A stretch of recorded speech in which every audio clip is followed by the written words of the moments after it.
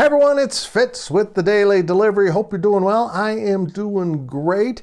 It's a game week again. We've got K-State football coming up this weekend. A huge game between the Cats and the Frogs.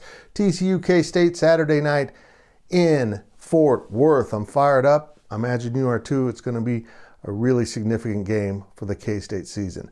But I've got one more thing to clean up from the bye week, the off week. I wanted to do an update on how the new schools coming into the Big 12 are doing this season.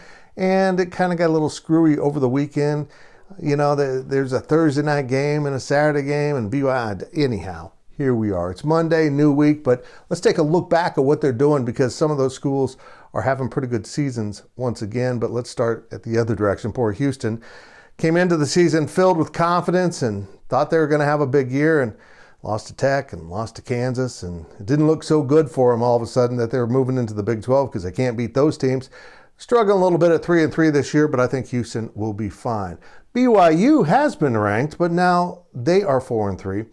They have let me down repeatedly in the sports wagering arena. Let's put it that way. But I'll forgive them. They're good people out there. I'll forgive them for losing too often or not winning by enough in some cases.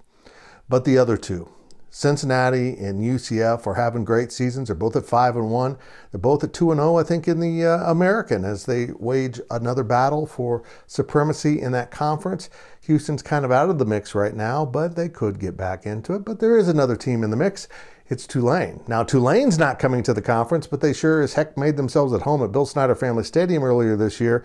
The Green Wave are good, despite the fact they lost the game after beating K-State. Got to have those letdown games once in a while, don't you? But the Tulane Green Wave are up top the American standings, and it'll be fun to watch what Willie Fritz and company can do against two schools coming into the Big 12. Now, I'm just going to say this. We get so captured by what teams are doing in the moment when they're invited. And last year, these four schools all had good football seasons. And so it was kind of cool to say these four are coming in. This year, a couple of them are struggling a little bit. And maybe Cincinnati isn't quite as good as they were last year when they went to the playoff.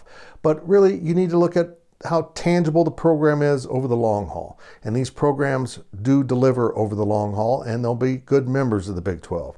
Still would like someone else out east to step up, and it should be South Florida. I mean, they would make sense, USF and UCF in the same conference again, but they can't win football games, and they can't build an on-campus stadium, and without a commitment to being good, they ain't getting in. But the ones that are, still pretty good football out there. And I'm wearing my Chiefs red and black, not for Travis Kelce and the Cincinnati Bearcats. But we can pretend. We do that a lot.